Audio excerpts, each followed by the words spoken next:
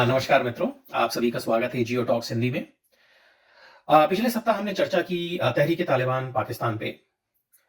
इस सप्ताह हमारा विषय रहेगा अफ़गान तालिबान। हम अफ़गान तालिबान के इतिहास को थोड़ा खंगालेंगे। अ, लेकिन इतिहास में जाने से पहले हम इस बारे में एक थोड़ी-सी चर्चा करते हैं कि उस समय का जो कालखंड था मतलब 90 की शुरुआत जब दिहाई शुरू हुई 92-93 में अफ़गानिस्तान में, वो कालखंड कैसा था? बड़ी ही दयनीय स्थिति थी अफ़गानिस्तान में। गृह युद्ध अपने चरम पे था। विभिन्न मुजाहिदीन संगठन आपस में युद्धरत थे और आम जनजीवन जो था, आम लोगों के लिए जीवन बहुत ही कठिन था। अ, कहीं पर भी कानून व्यवस्था का कोई भी निज़ाम नहीं था, जिसकी जहाँ पे जो एरिया जो वॉरलॉर्ड कंट्रोल कर रहा था, वो अपने आप में ही बस सरकार थे। और ख़ास तौर पे जो दक्षिणी अफ़गानिस्तान था, उसकी स्थिति और भी दयनीय थी। क्योंकि अगर आप देखें तो कंपैरेटिवली नॉर्थ और ईस्टर्न साइड में जहाँ पे नॉर्थ में ज़्यादातर अहमद शाह मसूद जो थे उनकी होल्ड था। वो एरिया कंट्रोल कर रहे थे और ईस्ट में जो सबसे बड़ा शहर है हेरात, वो उस्ताद इस्माइल खान के हस्तगत था। वहाँ पर तब भी बनिस्बत आम जनजीवन ठीक-ठाक चल रहा था, कानून व्यवस्था का कुछ राज कायम था। पर दक्षिणी अफ़गानिस्तान में स्थिति बड़ी भयावह थी। मतलब जिसका जो मन आ रहा था वो करता था, कोई किसी को पूछने वाला नहीं था। तो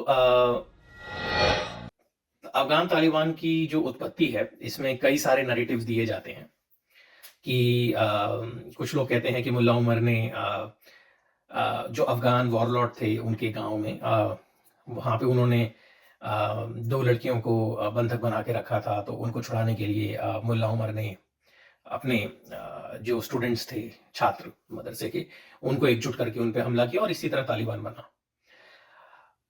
अब देखिए इसमें और कुछ लोग कहते हैं कि नहीं अफ़गान मुल्ला उमर ने एक बैठक बुलाई और लोगों को कहा कि हमें इस निज़ाम को बदलना पड़ेगा।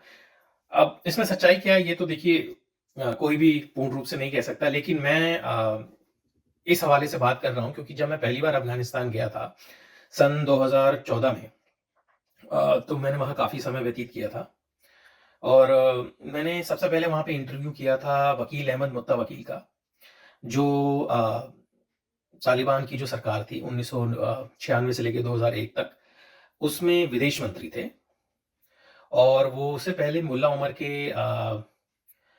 निजी सचिव थे और बाद में उनके प्रवक्ता भी थे और बाद में मुल्ला उमर ने उनको वहाँ अफ़गानिस्तान का विदेश मंत्री नियुक्त किया था।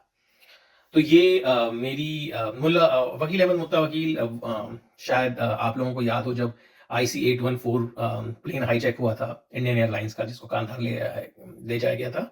तो वहाँ पे जो एक मुख्य नेगोशिएटर थे वो वकील अहमद मुत्तावकील ही थे।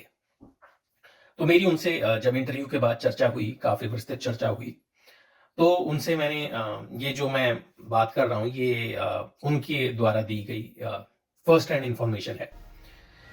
उन्होंने मुझे यही इस बात की तस्दीक की कि हाँ, मुल्ला उमर के पास लोग अपनी परेशानियाँ लेके आते थे और मुल्ला उमर इस बात से बड़े व्यथित हुए कि भई वहाँ पे जो आम जनजीवन है, पूरी तरह से अस्त-व्यस्त है और उन्होंने अपने मदरसे में पढ़ने वाले छात्रों को का आह्वान किया और उनको कहा कि आप अपने घर से जो भी हथियार ला सकते हैं, लाइए और हम यहाँ पे कानून का राज स्थापित करेंगे।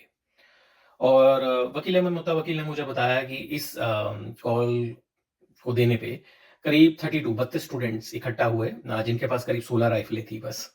और उन्होंने वहाँ पे एक जो वॉरलॉर्ड थे उनके कैंप पे हमला किया और वहाँ पे कुछ बंधकों को छुड़ाया और वहाँ से मतलब उनको काफ़ी हथियारों की प्राप्ति भी हुई।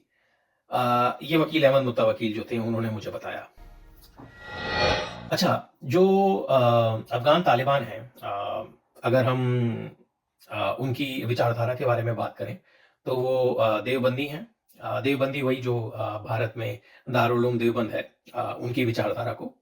अच्छा वो देवबंदी क्यों हैं उसके पीछे क्या कारण है, इस पे एक विस्तृत चर्चा बाद में की जा सकती है। और तालिबान का अर्थ क्या है अगर हम बात करें तो? तालिबान एक प्लूरल वर्ड है, वचन है।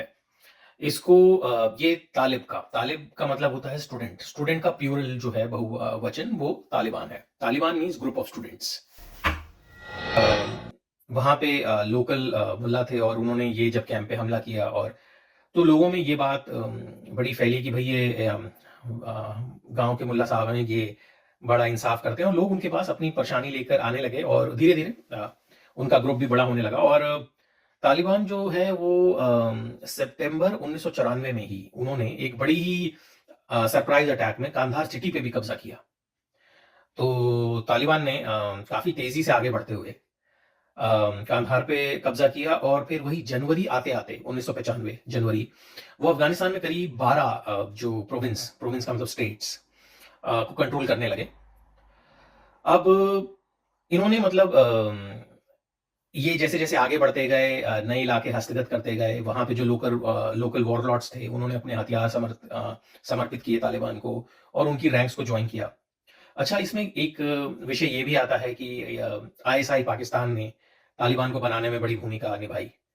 देखिए, ये मैं कहूँगा थोड़ी-सी गलतफ़हमी है क्योंकि आईएसआई ने तालिबान को बनाया नहीं है, उनका समर्थन किया है और वो समर्थन भी उन्होंने तब करना ज़्यादा शुरू किया जब उन्हें लगा कि ये एक बड़ा रिलायबल और बड़ा स्ट्रॉन्ग संगठन है पश्तूनों का। नहीं तो उससे पहले जो पाकिस्तान थी वो पाकिस्तान आईएसआई वो गुलबुद्दीन हिकमतयार के हिज़्ब इस्लामी को सपोर्ट करती थी। तो इसीलिए ये बात बिल्कुल गलत है कि पाकिस्तान ने तालिबान को बनाया, ऐसा नहीं है। हाँ, समर्थन किया। अच्छा तो सन 95 आते-आते करीब 12 प्रदेशों पे इनका कब्ज़ा हो गया और जैसे इनकी शक्ति बढ़ी भी और आईएसआई ने इनको बड़ा एक सपोर्ट भी किया। तो 1996 में सितंबर के माह में इन्होंने बड़ा काबुल पे हमला किया और ये मतलब शुरुआत इन्होंने हमला काबुल पे करने की 1995 के मध्य में और अंत तक आते-आते इन्होंने काबुल पे करीब 2 बार हमला किया।